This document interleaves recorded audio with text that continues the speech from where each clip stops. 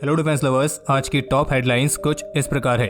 Chief of defence staff के बयान पर एयरफोर्स वेटरन्स ने जताई अपनी आपत्ति। जम्मू एयरफोर्स स्टेशन पर हुई ड्रोन स्ट्राइक के बाद भारत ने अपग्रेड कर लिया है अपना टेक्निकल शील्ड। डीआरडीओ के एंटी ड्रोन सिस्टम द्वारा ड्रोन को इंटरसेप्ट करने की वीडियो आई सामने। राफेल डील की जांच करने के लिए फ्रांस की तरफ से अपॉइंट किया गया है एक जज, और ड्रोन स्ट्राइक का जवाब भारत देगा सही जगह और सही समय पर।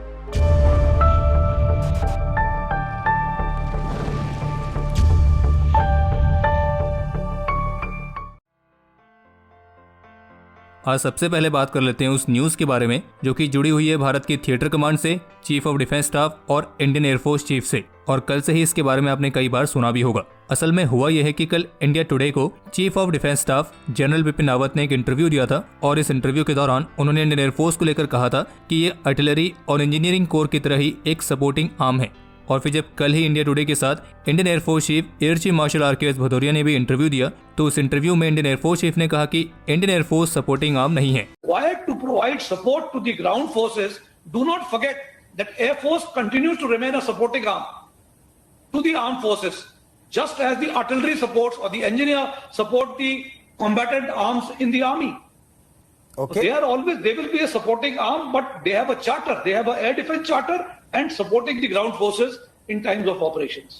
This is the basic charter. It is not a supporting role alone. The air power has a huge role to play in any of the integrated battle area. It's not an issue of support alone. And there is a whole lot of things that go into any air power airplane that is made. And those are the issues that is under discussion. I would not like to, like I mentioned, comment on what he has said, what has been discussed with you earlier. I'm not sure. But from our perspective, we have some views on what all should be done and what are some concerns that is being deliberated in-house. And I would like to leave it in-house. I'm sure you will be happy to know the final result rather than, have half the result being discussed in the media. Whenever we have the final result, of course it will come out. और बस फिर क्या है, chief of defence staff और Indian air force chief की इन दो statement पर कल से ही काफी ज्यादा बहस छिड़ी हुई है। और जबकि चीफ ऑफ डिफेंस स्टाफ द्वारा इंडियन एयरफोर्स को सपोर्टिंग आर्म बताए जाने को लेकर कई एयरफोर्स वेटरन्स ने इस पर आपत्ति जताई है, लेकिन अगर आप इस समय इंडियन एयरफोर्स चीफ की स्टेटमेंट को सही से सुनेंगे तो उनका ये कहना था कि एयरफोर्स अकेले केवल एक सपोर्टिंग रोल नहीं है, बल्कि किसी भी इंटीग्रेटेड बैटल एरियाज में एयर पावर का और भी बड़ा रोल रहने वाला है, और ये केवल अकेले सपोर्ट करने वाली बात नहीं है। और इसलिए हमारे ओपिनियन में इस बहस में घुसने से पहले हर किसी को एग्जैक्टली ये पता होना चाहिए कि चीफ ऑफ डिफेंस स्टाफ ने जो सपोर्टिंग रोल वाली बात कही वो किस कॉन्टेक्स्ट में की है, और इंडियन एयरफोर्स चीफ ने जो ये स्टेटमेंट दी है वो किस तरीके से दी है। क्योंकि ये बात तो स्पष्ट है कि जब कोई भी युद्ध होता है, कोई भी बैटल होता है, तो कोई भी एयरफोर्स ग्राउंड फोर्सेस के लिए एक सपोर्ट की तरह काम करती है। लेकिन इसका मतलब ये भी नहीं है कि एयरफोर्स का रोल केवल सपोर्ट करने तक सीमित है, बल्कि ये उससे और भी कहीं ज्यादा बड़ा है। और वैसे भी अंत में हर एक आम आदमी को केवल यही चाहिए कि उसका देश सुरक्षित रहे। और फिर अब उस सुरक्षा के लिए किस तरह के इंतजाम करने हैं, कमांड एंड कंट्रोल स्ट्रक्चर कैसा रखना है, ये सब बनाने के लिए हमें नहीं लगता है कि इंडियन आर्म फोर्सेस को किसी आम जनता की राय की जरूरत है, क्योंकि वो पहले से इस बात में एक्सपर्ट हैं और वे इसका समाधान निकाल लेंगे।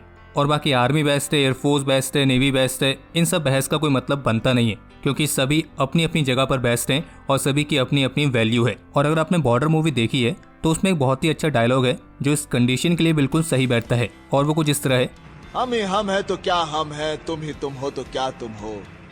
वाह वाह मेजर साहब, हम ही हम है तो क्या हम है, तुम ही तुम हो तो क्या तुम हो। वाह, अच्छा कहा। भारतीय स्पेस एजेंसी इसरो की तरफ से parliamentary standing committee on education को देश भर में सैटेलाइट टीवी क्लासरूम स्थापित करने के लिए टेक्निकल असिस्टेंस प्रोवाइड करने की मंजूरी मिल चुकी है। और इसके तहत शुक्रवार को एक मीटिंग कंडक्ट की गई थी, और इस मीटिंग में इसरो साइंटिस्ट भी शामिल थे, जिन्होंने ministry of electronics and information technology के ऑफिशियल्स के सामने स्टूडेंट्स के लिए सैटेलाइट टीवी क्लासरूम्स के इस्तेमाल को लेकर एक प्रेजेंटेशन भी पेश किया था। और इसरो की तरफ से कहा गया है कि सैटेलाइट टीवी क्लासरूम्स को स्टार्ट करने के लिए इसरो अपने सैटेलाइट राइट्स स्टेट को प्रोवाइड कराने के लिए तैयार है। लेकिन इसी के साथ इसरो साइंटिस्ट ने यह भी पूछा है कि क्या स्टेट टेक्नोलॉजी को इस्तेमाल करने के लिए इच्छुक हैं। और कल की इस मीटिंग में उत्तर प्रदेश, बिहार, महाराष्ट्र, तेलंगाना और अरुणाचल प्रदेश के एजुकेशन सेक्रेटरीज और सीनियर ऑफिशियल्स भी शामिल थे। और जैसे कि हम आपको पहले ही बता चुके हैं कि जो ये सैटेलाइट टीवी क्लासरूम वाला इनिशिएटिव है, ये खास करके उन ग्रामीण क्षेत्रों पर काफी ज्यादा मदद करेगा जहाँ पे छात्रों के पास स्मार्टफोन या डेटा कनेक्टिविटी की प्रॉब्लम रहती है। इसके अलावा एक रिपोर्ट ये भी सामने आई है कि डिपार्टमेंट ऑफ स्पेस के commercial arm the new space India limited ISRO से सैटेलाइट्स को खरीदने के अलावा इसरो के एसेट्स को भी लीज पर ले सकती है। और इसरो ऑफिशियल्स के मुताबिक new space India limited ISRO द्वारा बनाई गई 3 कम्युनिकेशन सैटेलाइट GSAT-20, GSAT-22 और GSAT-24 को एक्वायर करेगी और जिसके बाद यही कंपनी इन सैटेलाइट्स के ओनर भी होगी और ऑपरेटर भी होगी। और जब इस दौरान उनसे पूछा गया कि क्या इसरो अन्य सैटेलाइट्स को भी ट्रांसफर करने की योजना बना रही है, तो उनका कहना था कि हम लीज के बेसिस पर अपने एसेट को ट्रांसफर करने पर विचार कर रहे हैं और इसके लिए भी एक योजना बनाई गई है। टाइम्स नाउ की तरफ से जारी की गई रिपोर्ट के मुताबिक भारत ने ड्रोन स्ट्राइक के खिलाफ अपनी टेक्निकल शील्ड को अपग्रेड किया है और इस तरह के टेरर अटैक्स के खिलाफ ब्लैक पैंथर कमांड व्हीकल को भी लाया गया है, जो कि ऑल टेरेन और all weather bullet proof vehicle है और जिसके अंदर एंटी ड्रोन टेक्नोलॉजी को इंस्टॉल किया जाएगा। और जबकि आज एक वीडियो भी सामने आई है और इस वीडियो में DRDO द्वारा विकसित किए गए एंटी ड्रोन सिस्टम की लेजर बेस्ड हार्ड किल कैपेबिलिटी देखने को मिली है। और जबकि जम्मू एयरफोर्स स्टेशन पर हुए ड्रोन अटैक के बाद चीफ ऑफ डिफेंस स्टाफ की तरफ से भी इस पर एक बयान देखने को मिला है, जिसमें उनका कहना था कि Indian arm forces counter drone mechanism को डेवलप कर रही है, लेकिन इसी के साथ उन्होंने ये भी कहा कि अगर हमें अपने पूरे स्ट्रेटेजिक एसेट्स को डिफेंड करना है तो हमें एक अधिक संख्या में इस तरह के सिस्टम्स की जरूरत है। और इतना ही नहीं बल्कि उनका ये भी कहना था कि इस तरह की स्ट्राइक अगर भारत की नेशनल सिक्योरिटी को इम्पैक्ट करती है तो फिर हमें सही जगह पर और सही समय पर इसका जवाब देने के लिए अपना राइट रिजर्व रखना चाहिए। और जबकि इसी ड्रोन स्ट्राइक वाली घटना पर शुक्रवार को BSF के डायरेक्टर जनरल राकेश अस्थाना की तरफ से भी एक बयान देखने को मिला है, जिसमें उनका कहना था कि इंडियन एयरफोर्स बेस पर जो ड्रोन्स का इस्तेमाल करके बॉम्ब्स को ड्रॉप करने वाली घटना है वो काफी गंभीर और काफी खतरनाक है और हमें इस तरह की चुनौतियों को काउंटर करने के लिए टेक्नोलॉजी को डेवलप किए जाने की तत्काल जरूरत है। ये तो आप सभी जानते होंगे कि भारत और फ्रांस के बीच जो 36 राफेल फाइटर्स की डील साइन हुई थी, उस डील पर भ्रष्टाचार के कई सारे आरोप लगे थे।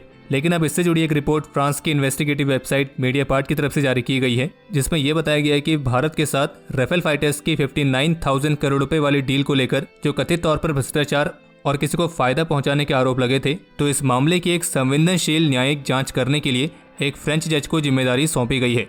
और इस रिपोर्ट को लेकर कांग्रेस के प्रवक्ता रणदीप सुरजेवाला ने प्रधानमंत्री नरेंद्र मोदी को इस बात का आग्रह किया है कि वे आगे आएं और राफेल डील को लेकर एक जॉइंट पार्लियामेंट्री कमेटी की जांच के आदेश दें।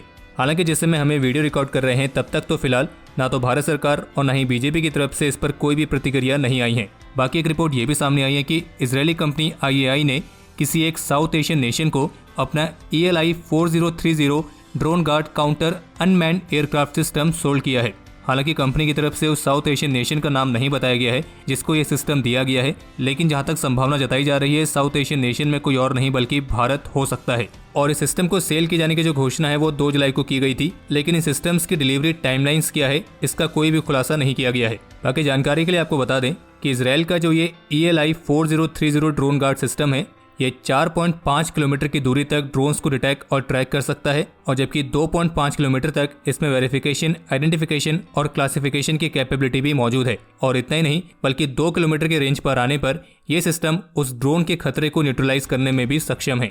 और ये लो फ्लाइंग, लो हाई स्पीड और लो RCS इन तरह के सभी एरियल थ्रेट के खिलाफ काफी ज्यादा कारगर साबित होता है। और वैसे आपको ये भी जानकारी दे दें कि इस ELI-4030 ड्रोन गार्ड सिस्टम में भारत पहले अपनी दिलचस्पी दिखा चुका है। अभी हाल ही में सोशल मीडिया पर चीन की लेटेस्ट सबमरीन की कुछ फोटोग्राफ सामने आई थी और जिनसे ये स्पष्ट हो रहा है कि चीन ने अपनी नई कन्वेंशनल सबमरीन्स में रिलेबल पैसिव टोड एरे सोनार को फिट किया है। और इसी के चलते चीन की इन लेटेस्ट सबमरीन्स को पुरानी टाइप 039B क्लास की सबमरीन्स की कंपैरिजन में ज्यादा एडवांस माना जा रहा है। बाकी एक रिपोर्ट यह है कि शुक्रवार को जम्मू कश्मीर की अथॉरिटीज ने कठुआ डिस्ट्रिक्ट पर भी ड्रोन्स और ऐसी अदर फ्लाइंग ऑब्जेक्ट्स का इस्तेमाल करने पर प्रतिबंध लगाया है और जबकि इससे पहले जम्मू कश्मीर की राजौरी पर भी ड्रोन्स को लेकर इसी तरह का प्रतिबंध लगाया जा चुका है। तो ये थे आज के सारे टॉप डिफेंस अपडेट। और बाकी हम आपको ये भी बताना चाहेंगे कि कल रात को 10:15 पर हम अपने स्क्वाडर चैनल पर एक special live Q&A session conduct करेंगे और हम ये एक दिन एडवांस में इसलिए बता रहे हैं ताकि आप में से कोई भी इस Q&A को मिस ना करे। और बाकी स्क्वाडर चैनल पर हम डेली रात को 10:15 पर एक लाइव स्ट्रीम कंडक्ट करते हैं जिसमें हम आप सभी के साथ लाइव चैट के जरिए इंटरेक्शन भी कर पाते हैं, जो कि काफी एंटरटेनिंग भी रहता है। तो अगर आप इसका हिस्सा बनना चाहते हैं तो आपको करना कुछ नहीं है, बस स्क्वाडर चैनल को सब्सक्राइब कर लें और बेल आइकन को दबा लें ताकि जब भी हम लाइव स्ट्रीम करें आपको नोटिफिकेशन उसका मिल जाए। बाकी इसके अलावा हम आपको ये रिमाइंड कराना चाहेंगे कि हमारे टेलीग्राम ग्रुप पर 5000 मेंबर्स पूरे होने में केवल 400 मेंबर्स ही बचे हैं और जिन्हें नहीं पता है उन्हें बता दें कि 5000 मेंबर्स होने पर हम अपने गिव अवे का रिजल्ट अनाउंस करेंगे और जो भी विनर्स होंगे उन्हें हमारी ऑफिशियल मर्चेंडाइज दी जाएंगी। और अगर आप उनमें से हैं जिन्होंने अभी तक हमारे टेलीग्राम ग्रुप या टेलीग्राम चैनल को ज्वाइन नहीं किया है तो वीडियो के डिस्क्रिप्शन में आपको लिंक मिल जाएगा, अब जाकर उन्हें ज्वाइन जरूर करें। कल के जो हमारे टॉप 3 कमेंट्स हैं वो कुछ इस प्रकार है।